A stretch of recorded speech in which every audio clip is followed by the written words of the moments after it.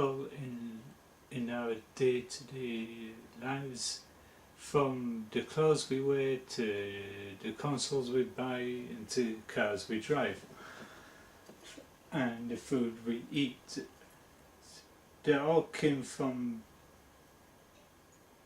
shop window displays, bus shelters, advertising, billboards and newspapers.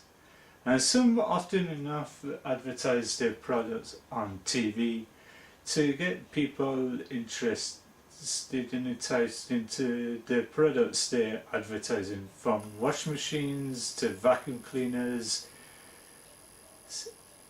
and etc.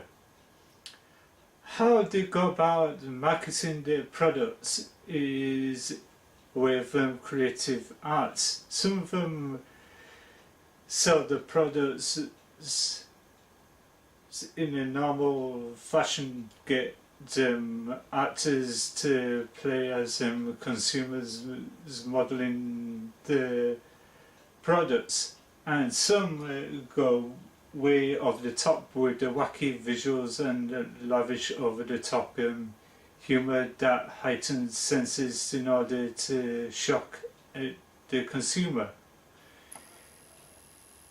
Some can be weirder than others. From pest control, which depicts life-size rodents and cockroaches in the size of an average human, to a caffeinated drinks commercial that looks like a seemingly peaceful, serene scenery that gets interrupted by a lavish jump scare from a ghoulish creature. That's in the bid to shock and make the viewer jump to the moral senses. There was an article called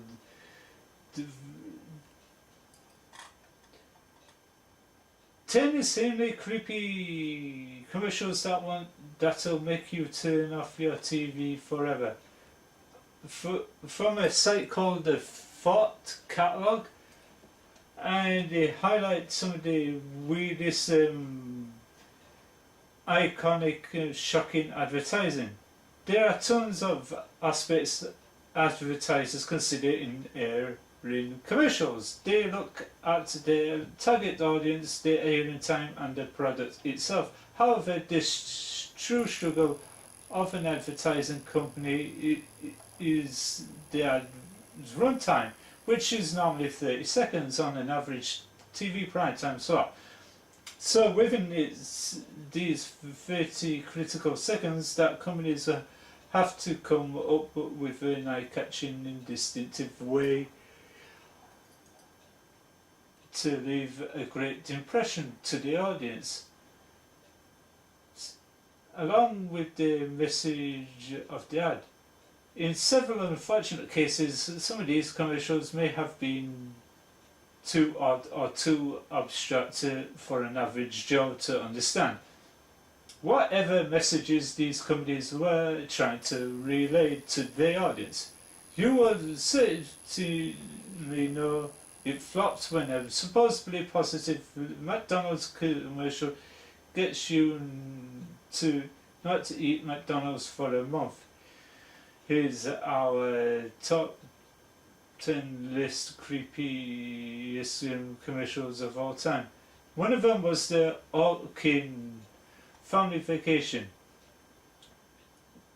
The advert depicts a family coming back from a holiday to be greeted by a giant-sized rodent trying to play heavy metal, and due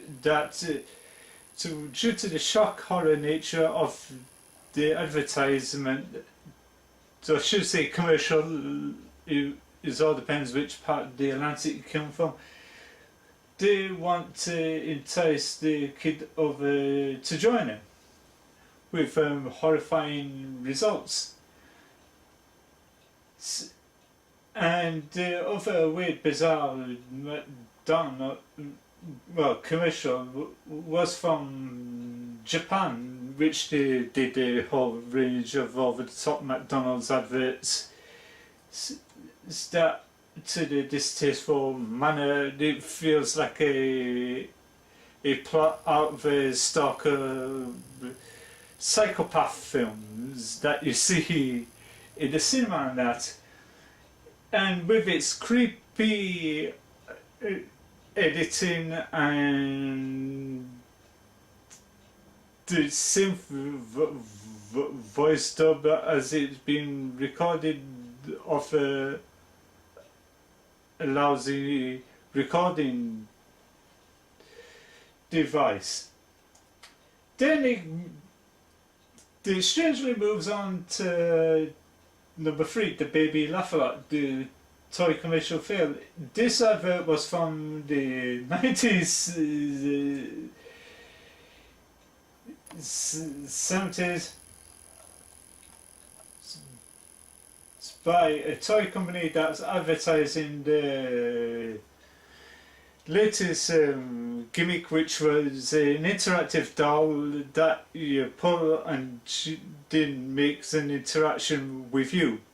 Some talks and some just basically laugh plainly weird. The nature of this ad contains a couple of kids trying out the doll, and one by one they cock their heads to the camera like they shock victims in a low-rent horror film, as you see in that period of time in the 70s onwards. You could tell it was done in the 70s, the laughable doll commercial with its camera filterizations and all that lot. That comes with a over the top narrator, and all of a sudden at the end of the advert, it's just a commercial, he starts laughing plainly weird along with the girls and the dog. Then it moves on to the weird, bizarre string of commercials for K3, which was a German caffeinated drink. I don't know what the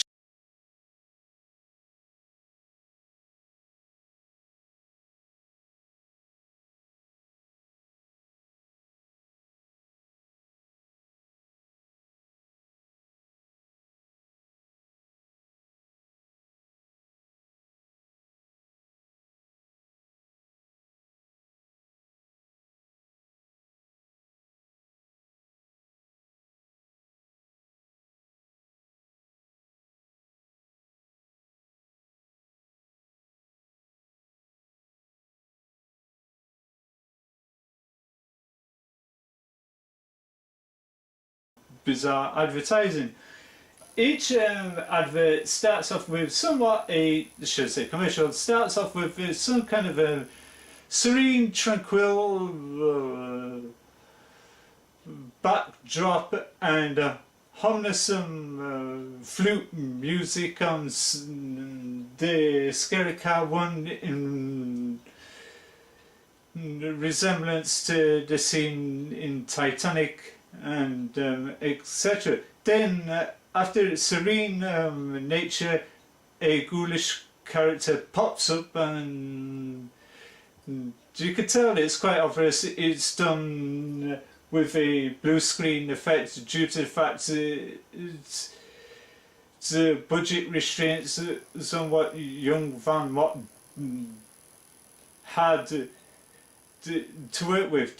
What they did was they shot the live action plates first, then they move on to the studio, which they get the actor in ghoulish makeup to do the bit in front of the green screen, then they supercompose it all together later in production.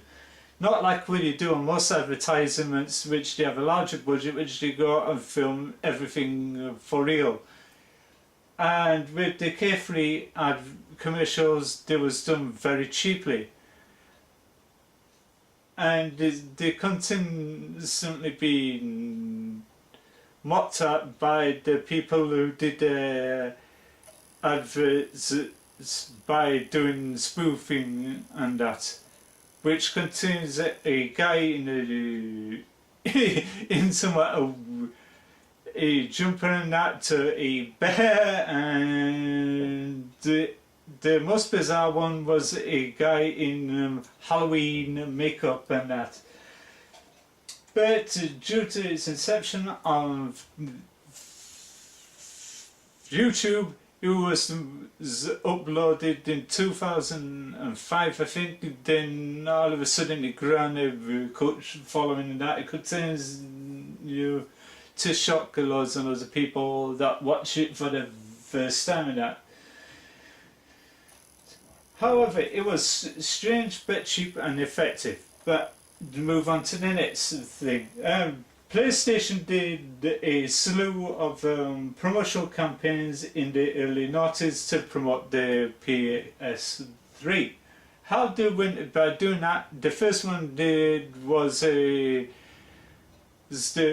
works of Sean Cunningham. That was the working title, but the whole focus on that was this Scottish actress in alien makeup going about and being it's all alien and new to her and going about mental wealth.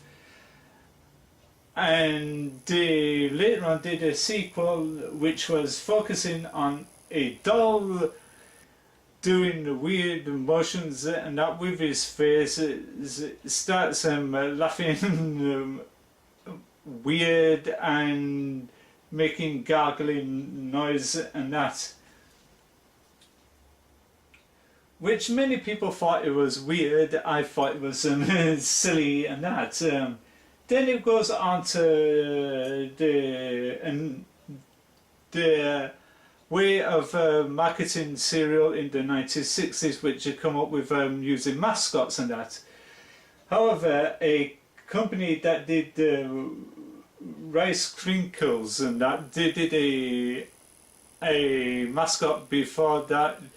They had to drop in due to the nature of it being cultural, racial stereotyping and that, as they do with the comes to stereotypical in Asians and that in advertisements and that.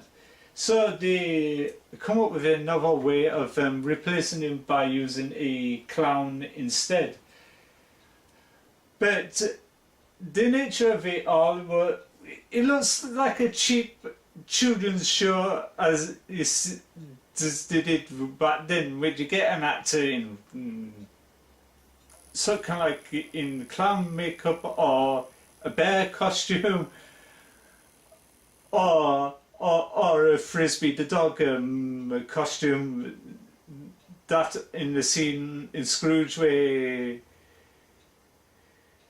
where Frank Cross left Claire for Frisbee the dog, and that which was filmed in front of a live audience of kids. But however, this advert, well, she's a commercial, it was kind of unsettling to some with its menacing eyes, and the most oddity about it all is he keeps on using the word crinkle in every single sentence. It comes off of quite annoying, quite of a early concept of Arnold Schwarzenegger's Mr. Freeze and Batman and Robin, where he keeps saying everything that's related to ice, and it come off quite annoying after 5 minutes worth of the agony in that. And there was another one called Little Baby's Ice Cream, which was an advertising to promote a Philadelphia brand of ice cream. How they went away about it was a creepy oddity by getting this actress to put in makeup and that. They used melted marshmallow because ice cream was so difficult to film under lighting conditions and that. So they had to use melted vanilla marshmallow and that, which can get in tubs in candy shops and that. And the whole nature of it all was being a creepy, odd way. Feels like something you see in a low-budget horror film from the 1970s with a creepy narration and cannibalistic overtones and that. It ends with a creepy horror-inspired movie jingle melody at the end. It did quite cause a constant concern to those who watched it in America and that. They did a follow-up which was the same pose is looped over and over and over and over again in a kaleidoscopic fashion and that until it goes to the little baby's ice cream logo, which the actress stood there holding it, and there comes a big tongue trying to lick its head, which was quite odd in that. There was the next one, which was from the 1980s. Yet again, it comes from our friends in Japan, this time advertising Kleenex tissues. The nature of this ad was, there was a tune called "It's a Fine Day, La Di Da Di Da." No, there's that, you see a Asian actress is sitting in a field that was shot in the studio with a young actor looking like a fruit or something like that. Then she blows this tissue in the air, and the Japanese voiceover says "clean its tissues." But there was many conspiracy theories going about with this advert, saying if you watch it at a certain time, it goes warped and it turns a bit weird and that. And the other conspiracy theories behind this commercial was everybody was involved, either got injured or died, but none of that was basically true. The actress is still alive, and so many people are still around. So it was a way of a creepy pasta telling. As Minty put it, it's blatantly in his videos of weird advertisements he ever seen. He did explain that a creepypasta is an internet way of telling creepy stories that you see around the campfire, but on the internet and that, to gain the people talking. However, the last one on this topic was the Fragile Childhood Monsters, which was a PSA from Canada, I think. To the whole nature was a group of kids were standing around seeing adults in horrified way, like a clown that's bloodied and disheveled Santa Claus, and a guy with a scary ass bunny head and that, and a lady walking around in horrified makeup with an eyeball drooling down. The whole nature was to explain what would kids see their parents through in negative light if they was under the influence of alcohol and that, and the various other ways, and that's a way to get the nature across, and that was chilling for young children. That's how some of these advertising agencies and that, to market the awarenesses and the campaigns and the products and that, some do a tendency to get bit far, like the Japanese Autoway commercial that had a advisory warning to notify if any does got a hack condition on that, please not view this video and that.